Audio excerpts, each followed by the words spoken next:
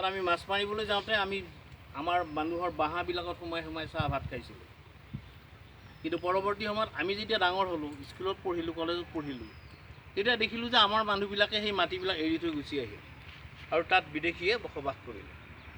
গতিকে আগৰ যি আমাৰ চৰ চাপৰিখন মুক্তভাৱে ম'হৰ পাল, গৰুৰ পাল ইয়াত আছিল, এই পৰিৱেশটো যাতে অনাৰ ক্ষেত্ৰত আপোনালোকে আৰু আগভাগ লয়, কামত আগভাগ লয়, আপোনালোকৰ ওচৰৰ সকলোকে মাতি লৈ আহক ইয়ালৈকে।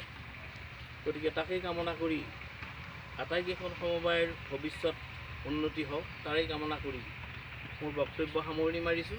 আৰু এইখিনিতে মই সকলোকে অনুৰোধ জনাইছোঁ যে আমি যিসকল সমবায়ৰ লগত জড়িত হৈ ইয়াতে শ্বহীদ হ'ল, সেই শ্বহীদসকলক আচলতে শ্বহীদৰ লিষ্টত আনিবৰ কাৰণে মই আজিৰ এই সভাযোগে মাননীয় প্ৰেমেশ্বৰ শৰ্মা নমল বৰুৱাক মই অনুৰোধ জনাইছোঁ। কাৰণ শ্বহীদৰ মৰ্যাদা তেওঁলোকে পোৱা উচিত। যদিও অসম আন্দোলনত তেওঁলোক শ্বহীদ নহয়, তাৰ পৰৱৰ্তী সময়ত তেওঁলোক কিন্তু শ্বহীদ।